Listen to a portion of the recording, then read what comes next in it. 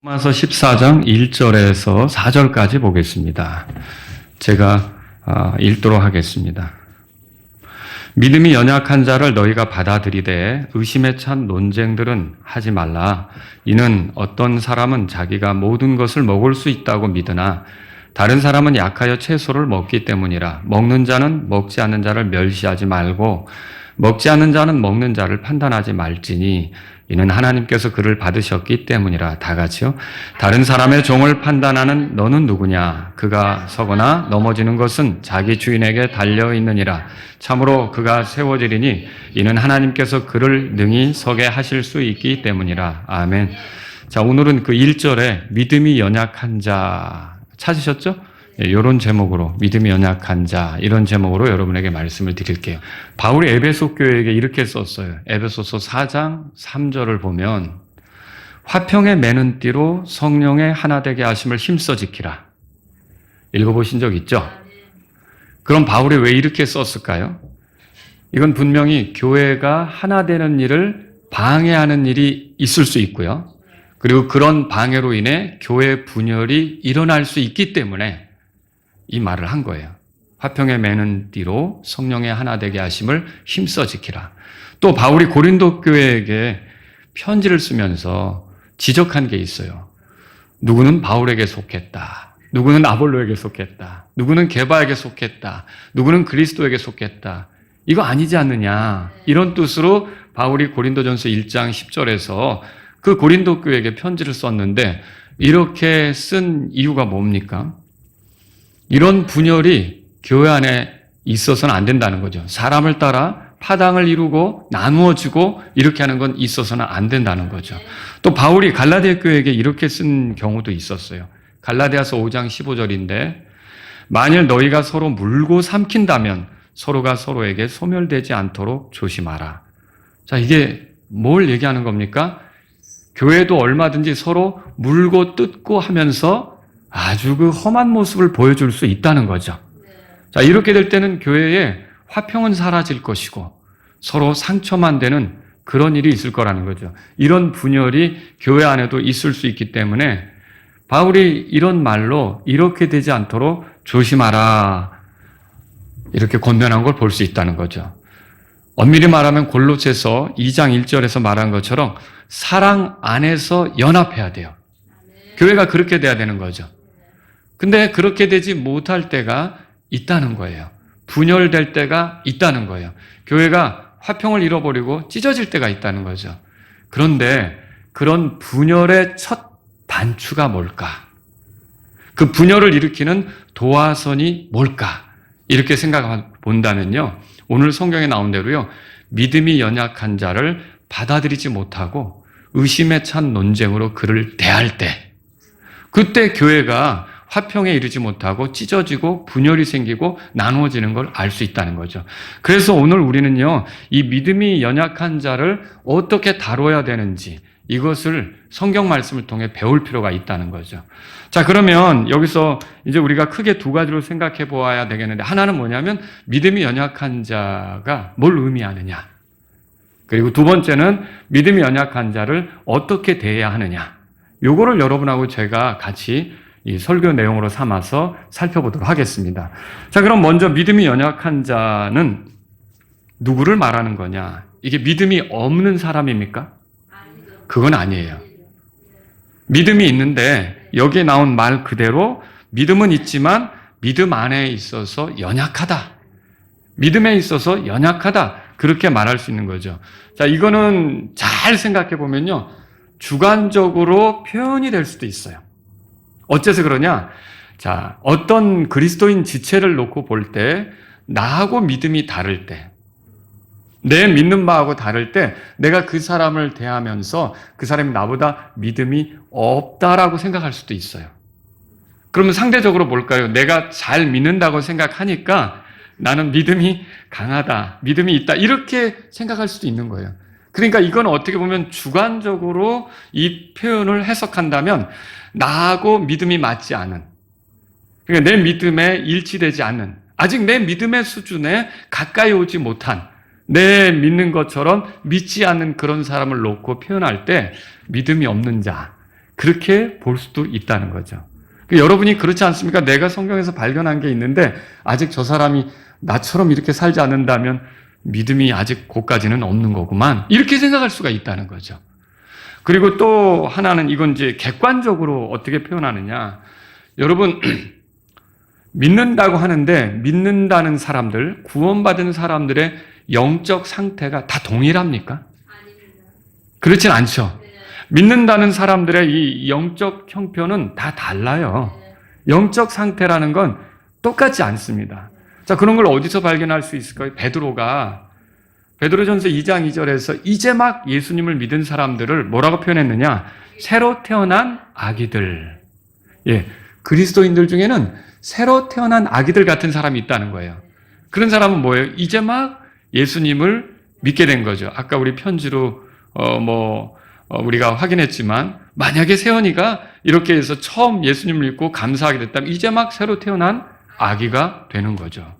그리고 여러분, 바울은 고린도 교회에게 보내는 편지에서 고린도전서 3장 1절에 보면 어느 정도 시간이 지났는데도 여전히 믿지 않는 사람처럼 행동하는 거, 구원받지 못한 사람처럼 행동하는 거, 이걸 보고 그렇게 행동하는 사람들을 가리켜서 뭐라 그랬느냐? 그리스도 안에서 아기들, 이렇게 표현했어요. 뭐 성장이 있다는 거예요? 없다는 거죠. 시간을 보냈는데도 여전히 그리스도 안에서 아기들, 그렇게 표현한 거죠. 그리고 히브리서 기록자는 히브리서 5장 14절에서 장성한 자들, 이렇게 표현했어요. 자, 아기들이 있다면 또 장성한 자들도 있는데 이 장성한 자들에 대해서 뭐라고 기록했느냐? 이들은 이제 여전히 젖을 사용하는 사람들이 있잖아요. 그런 사람들과는 달리 단단한 음식을 먹을 수 있는 형편에 있다, 그렇게 표현했어요. 그러니까 여러분, 하나님 말씀도 단단한 게 있고 부드러운 것이 있을 수가 있겠죠. 자, 헌신에 대해서, 희생에 대해서, 손해보는 거에 대해서, 자, 그리스도께 자기 자신을 드리는 거에 대해서, 이런 것들은 굉장히 어떻게 보면 단단한 그런 음식과 같은, 그런 이제 말씀들은 단단한 음식과 같은 말씀이 될 수도 있는 거죠. 자, 그래서 어떤 사람들은 이런 거에 걸려요. 그거 종교 가르치는 거 아니냐. 그런 거 다시 행위로 뭐 해보라고 하는 거 아니냐. 거기에 걸려요. 그러나 여러분이 우리가 죄사함의 복음을 들었다면 거기서 멈추는 게 아니라 죄사함 받은 자로서 이 다음에 어떻게 살아가야 되는지, 그 이후로 어떻게 살아가야 되는지 이것도 들어야 되는 거 아닙니까? 예수님은 자기 제자들을 보내면서 내가 너에게 명령한 모든 것을 가르쳐 지키게 하라, 그렇게 했거든요. 그럼 우리는 다양한 것들을 배울 필요가 있는데 장성한 자들은 그런 것들을 다 일일이 소화해낼 수가 있지만 이 신앙생활의 초보자들은 어때요? 헌금 얘기하면 마음에 걸릴 수가 있어요. 거기에 대한 예민해요. 그리고 또 어때요? 정치 얘기하면 또 거기에 걸릴 수가 있어요. 이런 것들이 생길 수가 있다는 거죠. 그런데 어때요? 장성한 자들이 분명히 있다는 걸 우리가 성경에 발견할 수가 있는 거죠. 사도 요한은 또 이렇게 했어요. 요한일서 2장 12절에 그리스도인들을 표현하면서 어린 자녀들, 이렇게 표현한 게 있고요. 그 다음에 13절에서는요, 젊은이들, 이렇게 표현한 거 있고요. 그 다음에 14절에서는요, 이제 뭐라 그랬냐, 거기에서는요, 아버지들, 이렇게 표현했어요. 자, 어린 자녀들, 젊은이들, 아버지들. 이런 표현은 뭘 보여주고 있는 거예요? 그리스도 안에 있는 사람들의 영적 상태가 다 동일한 것은 아니다.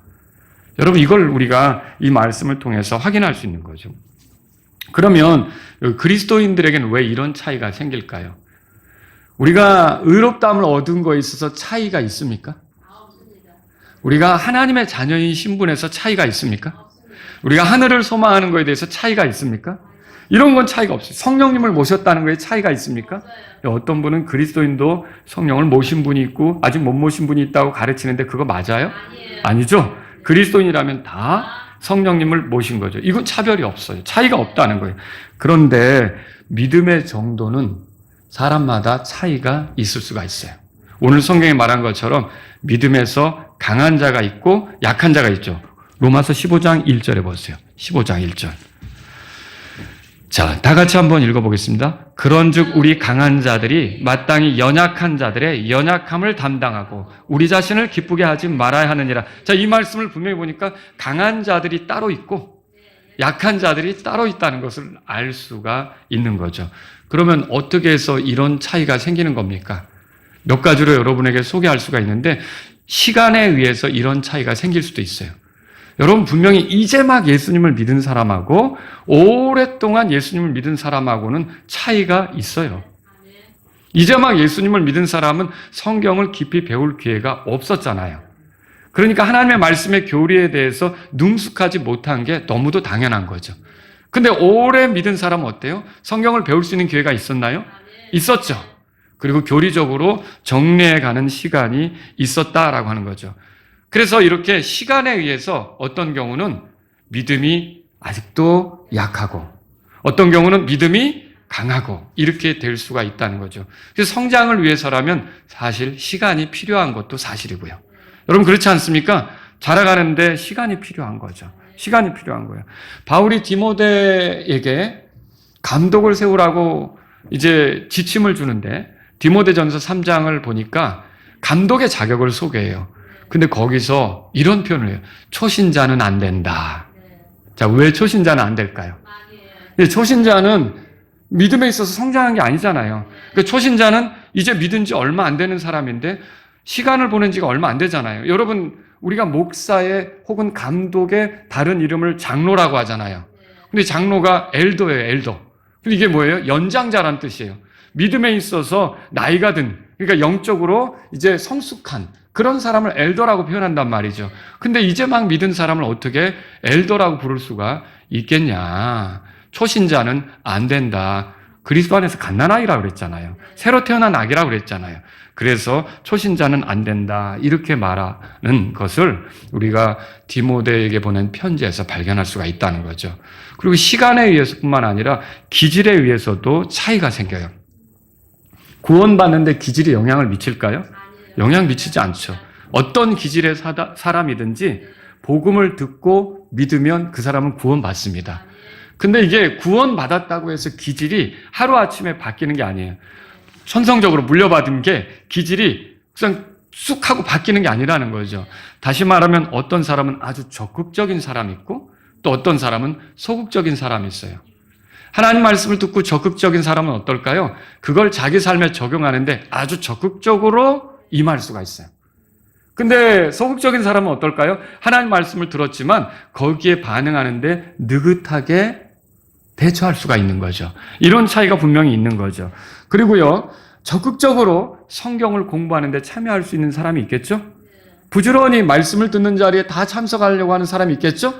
그런데 내가 구원은 받았지만 이것도 있고 저것도 있고 내가 즐기던 것이 있으니까 적당히 이렇게 뭐 일주일에 한 번 예배 드리고 그걸로 내가 그래도 기독교인으로 생활하는 거다. 이렇게 생각하는 사람들도 있을 수 있겠죠.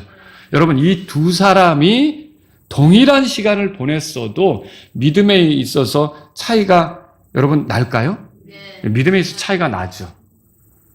어떤 사람은 강한 믿음이 되고요. 어떤 사람은 여전히 약한 믿음을 드러낼 수 있다는 거죠. 이게 기질적인 차이로 인해 그리스도인들 간의 이런 믿음의 차이를 보일 수가 있다라고 하는 거예요. 그런데 이렇게 기질적인 차이로 인해 믿음의 차이를 보였을 때 믿음이 이렇게 성장한 사람, 믿음이 강한 사람은 믿음이 약한 자를 어떻게 대해야 하는가? 여러분, 함부로 대하면 되겠습니까? 아니라는 거죠. 우리가 이제 그걸 살펴보려고 하는 거예요. 여러분과 제가 믿음이 이렇게 자라가려면 어떻게 되느냐? 하나님께서 우리에게 은혜로 주신 것들 있죠. 그러니까 우리의 성장을 위해서 은혜로 주신 것들이 있어요. 하나님은 우리에게 특권을 주셨는데 기도하는 특권을 주셨어요.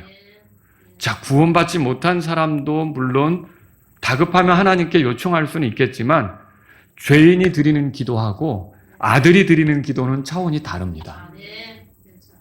우리가 아들이 되어서 예수님의 이름으로 하나님께 뭔가를 요청할 때 하나님께서는 우리의 기도에 관심을 갖고 들으실 수가 있는 거죠.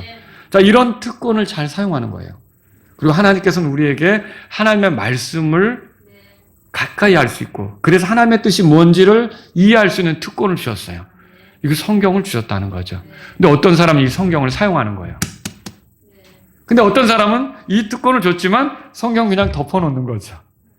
집에 가서도 읽지 않는 거예요. 거의 주일날 와서 예배 드릴 때만 목사님이 찾아보라고 할 때 어디 있더라? 이렇게 찾는 거죠. 근데 이렇게 어쩌다 성경을 찾는 사람하고 집에서 성경책을 가까이 두고 부지런히 말씀을 찾으면서 자주 이 말씀을 묵상하면서 이 말씀대로 살려고 하는 사람하고 여러분 믿음에 있어서 결국 똑같은 시간을 보냈는데 차이가 있을까요? 차이가 생긴다는 거예요. 하나님께서는 우리가 하나님의 집을 누리며 살아갈 수 있는 특권을 주셨어요. 그 하나님의 집은 교회예요. 근데 이 교회를 통해서 훈련을 받아요. 이 교회를 통해서 격려를 받아요. 이 교회를 통해 말씀으로 양육받아요. 이 교회를 통해서 교제를 통해 위로를 받아요. 이 교회를 통해 봉사하는 법을 배워요. 이 교회를 통해 전도해요. 이 교회를 통해 선교에 관심을 가져요. 그런데 어떤 사람은 이 특권을 저버리는 거예요. 나는 교회 나가지 않고 온라인으로 설교를 들으리라. 헌금도 안 내고 좋지 뭐. 혼자 예배 드리라. 여러분 이렇게 사는 사람하고 충직하게 교회 생활을 하는 사람하고 같은 시간을 보냈을 때 여러분 믿음이 차이가 생긴다고 보십니까? 당연히 차이가 생기는 거예요. 차이가 날 수밖에 없다는 거죠. 또 지체들을 주셨어요. 지체들과 교제하는 거. 이게 하나님께서 우리에게 주신 거죠? 그 지체들과 같이 기도 제목을 나누고 뭐 어려움이 있으면 나도 그 지체 이름을 불러가면서 그 지체를 위해서 기도하고 서로 격려하고 어려운 것 같으면 밥이라도 한 끼 사주면서 힘내라고 하고 그러다 보면 나도 위로받을 수 있고 여러분 그런데 이런 교제를 등한히 하는 거예요. 나는 혼자 신앙생활 하겠다고 교회 안 나가고 혼자 이렇게 하겠다고 그 사람하고 이런 교제를 풍요롭게 가진 사람하고 여러분 똑같이 시간을 보냈을 때 믿음에 있어서 차이가 나올까요? 차이가 생기는 거예요. 제가 여러분에게 드리려고 하는 말씀은 이런 하나님이 주신 것들을 소홀히 여기는 것과 소중히 여기는 것은 결과적으로 믿음의 차이를 불러올 수 있다. 이걸 말씀드리는 거죠. 자, 이런 내가 성경을 더 많이 읽고 못 읽고, 그럼 교회 가고, 교회 안 가고, 이건 구원 문제랑은 상관이 없어요. 우리는 구원은 오직 복음을 듣고 믿어서 구원받는 거죠. 그렇지만 구원받은 이후로 하나님께서 은혜로 우리에게 주신 것들이 있잖아요. 이런 것들을 내가 어떻게 다루느냐. 그걸 내가 기질적으로 게을러서 그걸 내가 적당히 이렇게 소극적이어서 이렇게 대하는 경우하고 그런 것들을 내가 적극적으로 다루고 누리고 사용하고 이렇게 하면서 얻게 되는 결과는 확실히 다르다는 거죠. 여러분은요, 믿음에 있어서 어때요? 하나님이 주신 것들을 누려가기를 원하십니까? 그럼 여러분의 믿음이 성장해 간다는 거죠. 분명히 믿음이 자라가는 일이 있을 거라는 거죠. 자, 이렇게 해서 믿음이 강한 자가 있고 믿음이 약한 자는 분명히 나타날 수밖에 없다라고 하는 거예요. 자, 그럼 두 번째로 우리가 믿음이 연약한 자들에 대해서 어떻게 대우해야 되는가? 자, 여기 한 네 가지로 여러분에게 정리해 드릴 수 있어요. 첫째는 뭐냐면 받아들이라 이거예요. 받아들이라. 1절 다 같이 보겠습니다. 믿음이 연약한 자를 너희가 받아들이되 의심에 찬 논쟁들을 하지 말라. 자, 믿음의 연약한 자를 너희가 뭐라고 됐어요? 받아들이라. 이 받아들이라는 말, 이거는 이제 15장으로 가보세요. 15장 7절에. 이게 굉장히 큰 문단인데 이 15장 7절까지도 이어지는 거예요. 7절 다 같이 읽습니다. 그런즉 그리스도께서 하나님의 영광으로 우리를 받아들이신 것 같이 너희도 서로를 받아들이라. 여기도 받아들이라는 말이 나오죠. 받아들인다는 말은 뭐냐면 정중하게 우리가 또 환영하는 것을 말해요. 믿음이 연약한 그리스도인들도 따뜻하게 대하고 여전히 그들에게 관심을 가지고 그리고 그들과 내가 같이 이렇게 믿음 생활하고 있는 것을 귀하게 여긴다는 것을 보여줄 필요가 있다는 거죠. 아직 내가 이해한 것까지 이해하지 못했어도 그 사람들에 대해서 윽박지르거나 무시하거나 멸시하거나 이렇게 하는 것이 아니라 자, 우리가 그리스도께서 우리를 받아들이신 것처럼 그들을 받아들일 필요가 있다는 거죠. 여기 3절에 보시면 먹는 자는 먹지 않는 자를 멸시하지 말고 먹지 않는 자는 먹는 자를 판단하지 말지니 이는 뭐라고 돼 있어요? 하나님께서 그를 받으셨기 때문이라. 하나님이 우리를 받아주셨어요. 그러면 우리도 믿음이 연약한 그런 지체에 대해서 받아들이려고 해야 되는 거죠.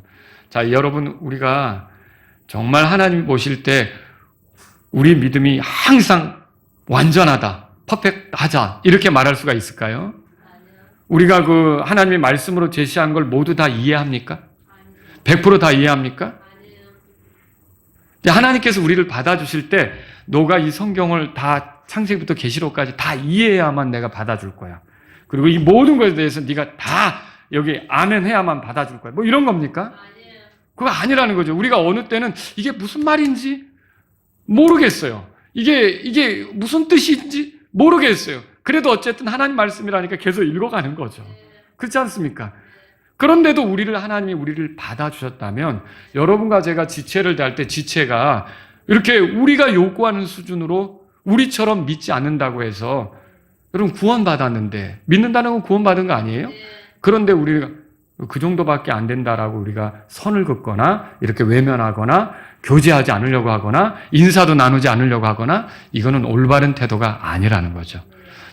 믿음이 연약한 자를 뭐라고 그랬어요? 받아들이라. 그리스도께서 우리를 받아들이신 것처럼 우리도 이렇게 받아들일 필요가 있다. 이걸 말씀을 통해 배우는 거죠. 두 번째는 뭐냐면요. 논쟁하지 말라고 돼 있어요. 1절 끝에.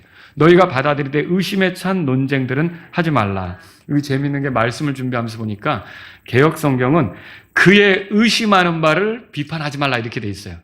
그러니까 의심이 믿음이 연약한 자에게 걸리는 말이에요. 그러니까 믿음이 연약한 자가 의심한다는 얘기죠. 근데 킹제임스는 그렇게 돼 있지 않아요. 의심에 찬 논쟁을 그에게 하지 말라 그런 소리예요. 그러니까 이 의심의 부분은 믿음이 연약한 자에게 해당하는 게 아니라 그 사람보다 내가 믿음이 있다라고 생각하는 사람이 믿음이 없는 자를 대할 때 그 의심스러운 그런 그의 정체에 대해서 의심스러운 태도로 논쟁을 벌이지 말라는 뜻이에요. 그러니까 그의 정체가 의심스럽다 이런 식으로 나가지 말라는 거죠. 의심에 찬 이 말은 뭐냐면 옳고 그른 것을 따져보는 자세예요. 이게 맞나? 이거 아니야? 이거 좀 부정확한 거 아니야? 그 논쟁은 뭐예요? 어떤 주제에 관해 생각을 기울이는 자세죠. 그러니까 이 사람이 내 믿음과 다르다고 하는 아직 이 믿음까지 이르지 못했기 때문에 이 진짜 그리스도인이 맞아? 이런 식으로 하는 것은 위험한 생각이라는 거죠. 지금 이것을 우리가 이 말씀을 통해 볼 수 있어요. 믿음이 연약한 사람을 향해 옳고 그른 것을 따지겠다고 논쟁하는 것은 그 믿음이 연약한 사람에 대해 압박하는 것 같아요. 이런 압박을 느끼면 그리스도인이 위축이 되겠죠. 제대로 신앙생활 할 수 있겠어요? 어렵죠. 그리고요, 또 이런 압박을 느끼다 보면 반감이 생길 수 있어요. 어떤 반감일까요? 저 사람이 교만하다고 느낄 수가 있죠. 그럼 그 사람하고 원만한 교제가 될까요? 어려운 거죠. 그래서 교회 분열이 일어날 수밖에 없게 되는 거죠. 그래서 여러분과 저는 이런 그 사람의 어떤 정체를 의심하면서 그리고 그 사람은 마치 그리스도인이 아닌 것처럼 이렇게 몰아가면서 이런 논쟁들을 하려고 하는 것들은 위험한 시도가 된다라고 하는 거죠. 그렇다고 논쟁하지 말라니까 믿음이 연약한 자를 바로잡기 어떤 말도 하지 말아야 되는가?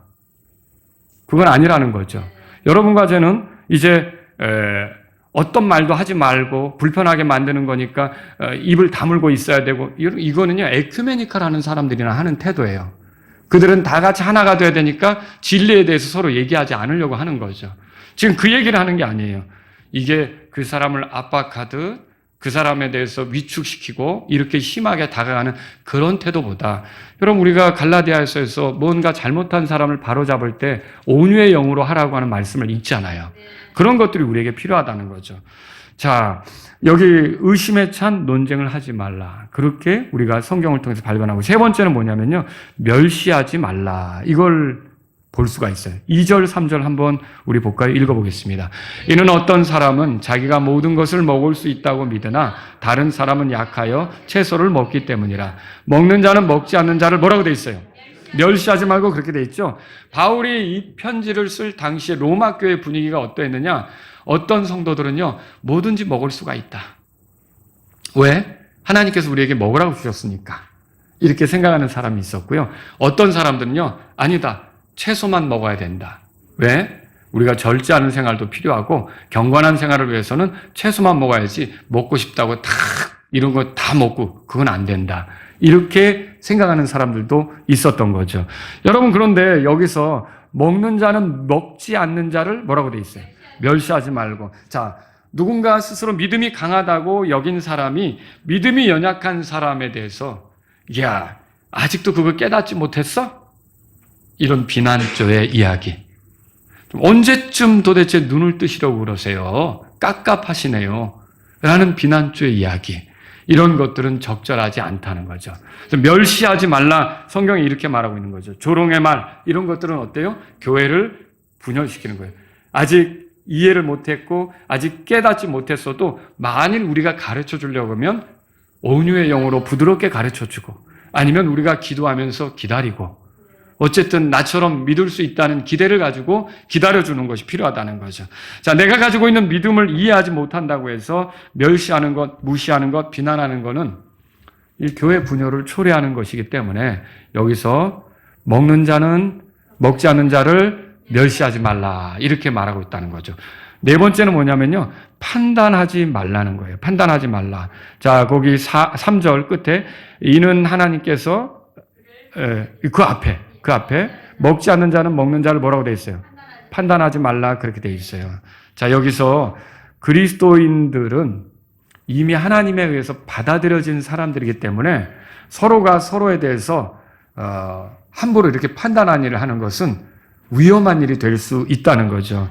여러분, 우리가 하나님의 진리에 대해서 완전히 이해해서 하나님이 우리를 받으신 겁니까? 아니죠. 하나님께 속한 지식에 우리가 부족함이 많다는 걸 인정하시죠? 여러분은 성경 여기 읽을 때마다 모든 구절 절절히 나오는 거, 단어나 표현이나 이런 거를 막힘없이 모두 다 설명할 수 있습니까? 누가 물을 때? 안 되죠. 그래도 하나님이 받으셨나요? 네, 하나님 받으셨죠.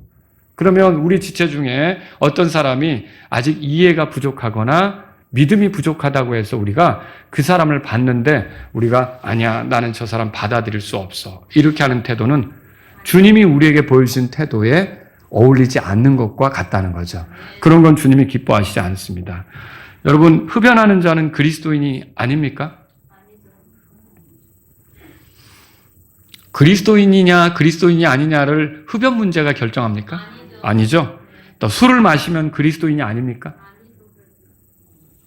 자, 그리스도인이냐 그리스도인이 아니냐를 음주 문제가 결정합니까? 아니죠.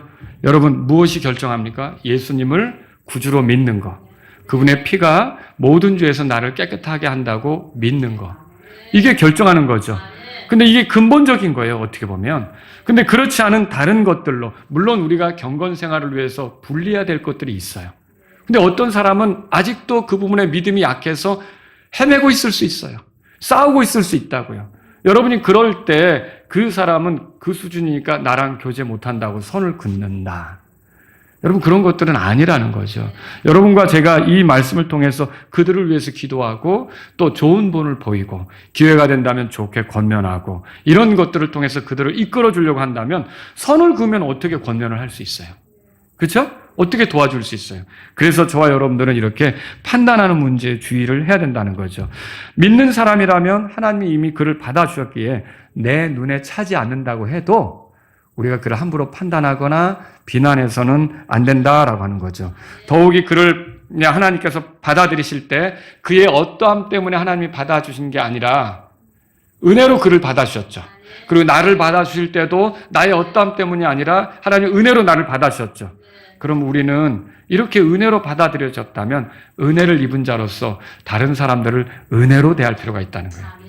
그 사람들을, 지체를 율법적으로 대하느냐 아니면 은혜로 대하느냐. 하나님은 나를 지금 율법적으로 대하십니까? 은혜로 대하십니까?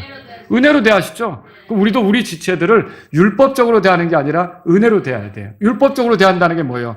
이렇게 하면 그래 복, 이렇게 하지 않으면 저주, 이거 아닙니까? 그 우리가 지체들을 대할 때, 우리 사랑하는 사람들을 대할 때 은혜로 대하는 게 필요하다는 거죠. 이걸 우리가 알아야 되는 거예요. 제임스 낙스라는 성경교사가 이렇게 말했어요.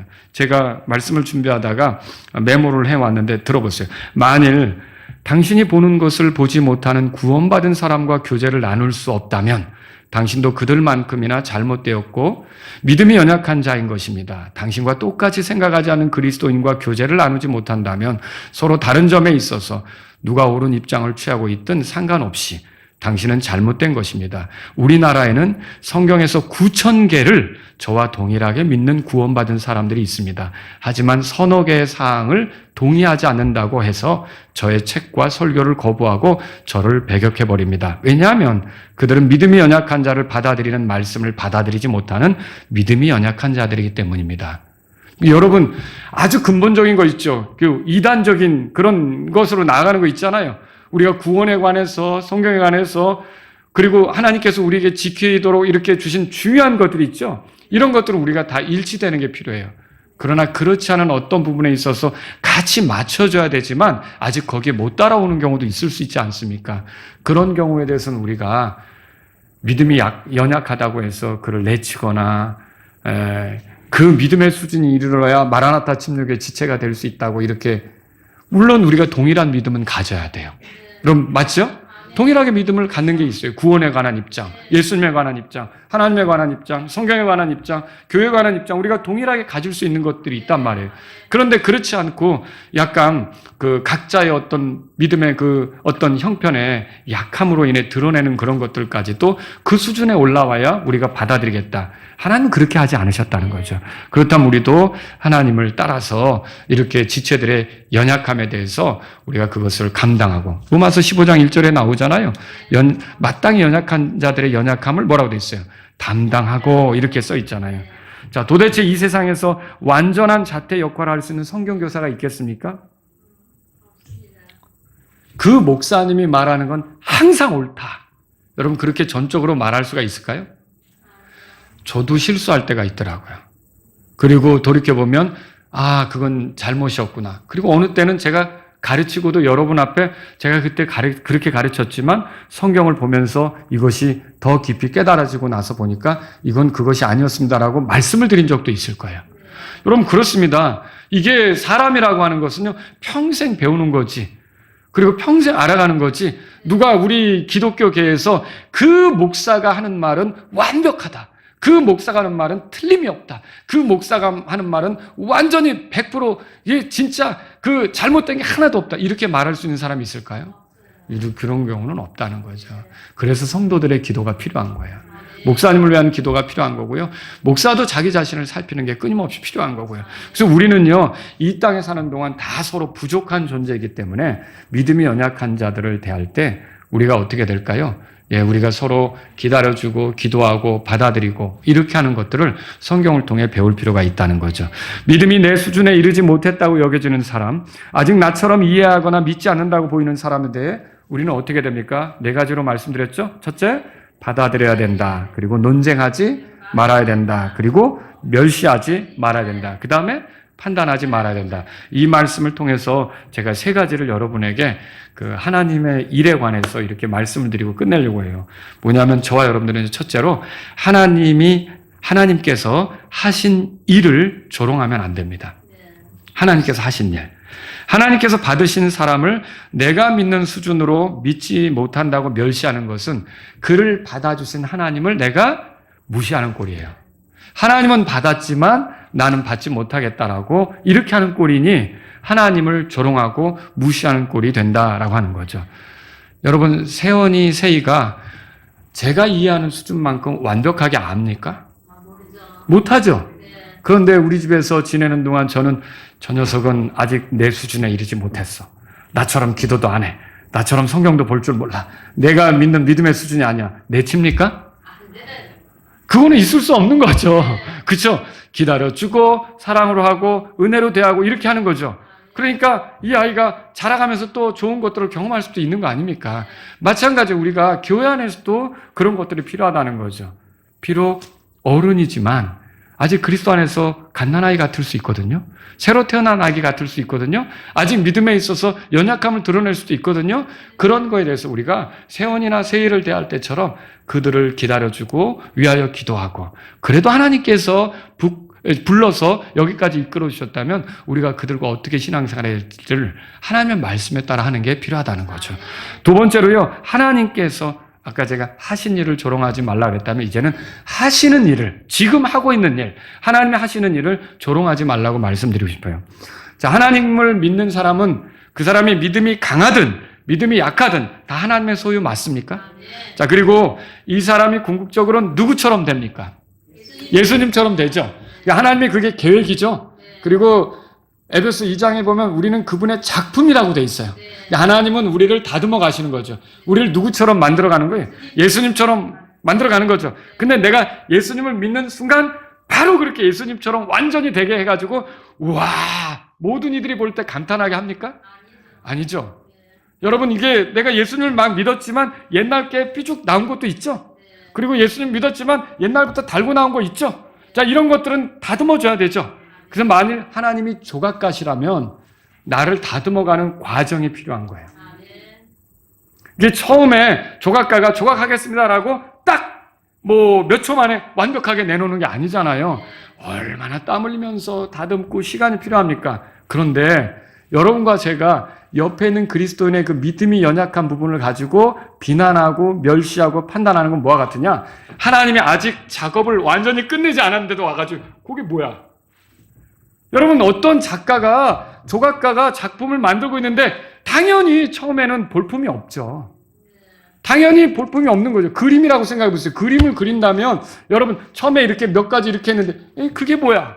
아직 완성이 안 된 걸요. 완성이 되면 어때? 저는 요즘에 그림 보고 감탄을 많이 하게 돼요. 이상하게. 이야, 이게 어떤 정말 멋진 그림을 보면 감탄을 하게 되는, 와, 어떻게 이렇게 그렸을까? 그런데 그런 그림이 처음부터 그렇게 촥 나오는 겁니까? 아니죠. 그 사람이 시간을 들여서 그걸 하는 거잖아요. 근데 우리가 처음부터 딱 그 작가가, 화가가 그걸 이렇게 했는데, 아유, 그게 뭐래? 뭐, 그래? 이렇게 하는 것과 같은 게 아직 믿음이 연약한 자를 보고 우리가 멸시하고 함부로 판단하고 이렇게 하는 게 그와 같다는 거죠. 여러분, 지금 하나님께서 작업 중이시라는 걸 알아야 돼요. 나에 대해서도 작업 중인 걸 믿으세요? 내 옆에 있는 사람도 작업 중이에요. 그러니까 저와 여러분들은요, 하나님에 의해서 아름답게 형성될 것을 기대하면서 그들을 위해, 지체들을 위해 기도해 주는 게 필요하다는 거죠. 세 번째로요, 이제 하나님이 하신 일, 하시는 일, 하실 일을 조롱하지 말라고 말씀드려요. 여러분, 우리는 남들에 대해 이러쿵저러쿵 하기 전에 계속 나를 살펴야 돼요. 왜 그렇습니까? 우리가 무심결에 내뱉은 말도 마태복음 12장 36절에 보면 심판받는다고 써 있어요. 들어보셨죠? 우리는 남들을 판단하기 위해 시간을 보내기보다 자신을 더 살피는데 시간을 보낼 필요가 있어요. 누구는 어떻고 누구는 어떻고가 아니라 나는 어떻고 나는 어떻고 나를 살피는 게 더 필요한 거죠. 그래서 성경에 예수님 뭐라 그랬어요? 다른 사람의 눈에 있는 티를 보기보다 내 눈에 있는 들보를 제거하는 데 힘쓰는 것을 원하시지 않습니까? 그래서 그래서 우리가 남들에 대해서 이렇게 막 뭐라고 얘기하기보다 나 자신을 더 살피는 게 필요하다는 거죠. 뭐 이게 남들에 대해서 입도 뻥끗하지 말라는 말은 아니에요. 마땅히 우리가 성경이 뭐와 일치되는지 판단할 수도 있어야 되고요. 그리고 진리가 무엇인지 판단할 수도 있어야 되고요. 거짓이 무엇인지 판단할 수도 있어야 되고요. 잘못된 것이 무엇인지 또 말해줄 수도 있어야 되는 거예요. 그러나 우리가 이런 우리 지체들을 부족함을 판단하기보다는 항상 나를 먼저 판단하는 게 필요하다는 거죠. 나를 먼저 살피는 게 필요하다는 것입니다. 자, 내가 그 사람에 대해 아무리 이렇다 저렇다 말해도 그리스도의 심판석에서 주께서 그 사람을 좋게 말하시면 어쩔 거예요. 그죠? 나는 그 사람보다 믿음이 낫다 어쩌다 이렇게 얘기해도 그리스도의 심판석에서 넌 왜 그렇게 했어라고 주님께서 나를 기쁘게 생각하지 않는다면 어떻게 되겠어요? 그러니까 정말 중요한 건 뭐예요? 이 다음에 하나님께서 하실 일, 나를 심판하실 일이 있잖아요. 그리고 그 일을 생각하면서 나는 어떻게 되냐? 끊임없이 나를 살피는 게 필요하다라고 하는 거죠. 그래서 저와 여러분들은요, 지금 나를 살피면서 하나님께서 나에게 은혜로 주신 수단들이 있죠. 그게 뭐예요? 기도하는 특권, 성경 읽을 수 있는 특권, 교회 생활할 수 있는 특권, 그죠? 그리고 지체들과 어울려 지낼 수 있는 특권, 이런 특권들을 잘 여러분이 사용해서 더 여러분이 믿음이 증대되고 이 다음에 주님 만날 때 좋은 모습으로 만날 수 있게 되기를 바랍니다. 다 같이 일어서시겠습니다. 오늘 이 말씀을 들으신 여러분 가운데 하나님 아버지, 나를 받아주셔서 감사합니다. 내가 온전하지 못한데도 받아주셔서 감사합니다. 믿음에 있어서 약한데도 받아주셔서 감사합니다. 나 역시 믿음이 연약한 자를 받아들이는 사람이 되기를 원합니다. 이런 분이 있다면 이 시간 주님 앞에 나아가십시오. 믿음이 연약한 자에 대해서 의심에 찬 논쟁을 하지 않기 원합니다. 믿음이 연약한 자를 내가 멸시하지 않기를 원합니다. 믿음이 연약한 자를 판단하지 않기를 원합니다. 이런 분이 있다면 이 시간 주님 앞에 나가십시오. 또 여러분 가운데 주님, 저는 주님이 저를 다듬는 것을 믿습니다. 제 지체들을 다듬으시는 것도 믿습니다. 주님이 하시고 있는 일을 믿습니다. 궁극적으로 하나님께서 영광 받으실 모습이 나올 것을 기대하면서 가기를 원합니다. 다른 사람의 어떠함을 지적하고 이렇게 하기보다 나를 더 살피기를 원합니다. 이런 분이 있다면 이 시간 주님 앞에 나아가십시오.